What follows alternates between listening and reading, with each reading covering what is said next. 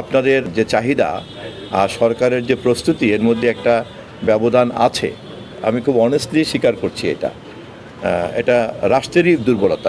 এমনিতে ধরেন স্বয়ংক্রিয়ভাবেই যে কোনো সরকারের তথ্য মন্ত্রণালয় হচ্ছে সরকারের মুখপাত্রের দায়িত্ব পালন করে এবং তথ্য মন্ত্রণালয়ের অধীনস্থ সংশ্লিষ্ট বিভিন্ন স্তরের যে কর্মকর্তারা তারাই তথ্যটাকে ডিসেমিনেট করবেন, এটাই তো স্বাভাবিক।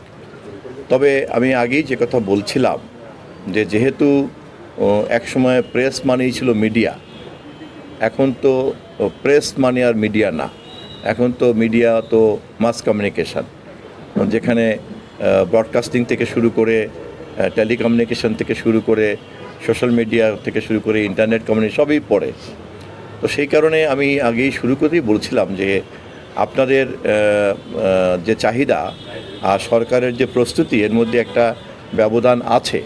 আমি খুব অনেস্টলি স্বীকার করছি এটা রাষ্ট্রেরই দুর্বলতা, নট যে এটা সরকার।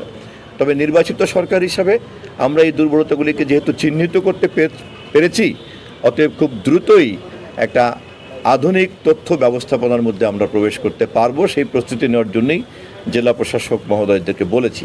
আমরা ইতিমধ্যেই নোয়াবের পত্রিকা মালিক সমিতির সঙ্গে মাননীয় প্রধানমন্ত্রীর বৈঠকে এ ব্যাপারে একটা নীতিগত আলাপ আলোচনা চালিয়ে যাওয়ার বিষয়ে সম্মতি আমরা তৈরি করতে পেরেছি। এরপরে আমরা টেলিভিশন মালিক সমিতির সঙ্গেও সরকার প্রধান মাননীয় প্রধানমন্ত্রীর সঙ্গে বৈঠক হবে। আমরা যেহেতু এটা মূলত মালিক পক্ষের বিষয়, এটা তো একটা শিল্প এবং এটা মূলত তো উদ্যোক্তার বিষয়, এবং এখানে এমপ্লয়ার হচ্ছেন তারা, এমপ্লয়ি হচ্ছেন সম্মানিত সাংবাদিকরা। তথ্য মন্ত্রণালয়ের দায়িত্বে থাকার কারণে, আপনারা এই জগতের সম্মানিত পেশার মানুষ হওয়ার কারণে আমরা সরকারের পক্ষ থেকে এমপ্লয়াররা আপনাদের মতো সম্মানিত এমপ্লয়ীদেরকে যথাযথ আইন অনুযায়ী মর্যাদাবান বেতন কাঠামোতে রাখলেন কিনা, জবের সিকিউরিটি থাকলো কিনা, নিরাপত্তা থাকলো কিনা, দেশের প্রচলিত আইন অনুযায়ী তাকে নিশ্চিত করার উদ্যোগ আমরা গ্রহণ করব। কিন্তু রাজি করাতে হবে কিন্তু ওই বেসরকারি উদ্যোক্তা এবং মালিকদেরকে। আমাদের মন্ত্রণালয়ে অন্যান্য সমস্যার মতো এই সমস্যাকেও আমরা খুব যথাযথভাবে চিহ্নিত করেছি।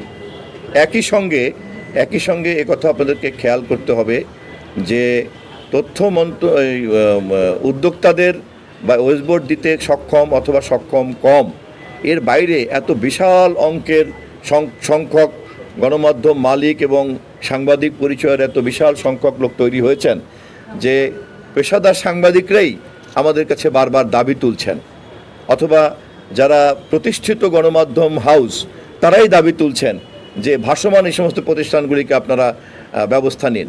আবার অপরদিকে এরা সম্মিলিতভাবে জড়ো হলে পরে সেটাও কিন্তু একটা কমিউনিটি। ফলে আমাদেরকে কিন্তু সব দিক বিচার বিবেচনা করে পথ চলতে হচ্ছে। তবে আমরা খুব আশাবাদী, সকল অংশীদারদেরকে সাথে নিয়ে অচিরেই সমাধান করবো ইনশাল্লাহ। ধন্যবাদ।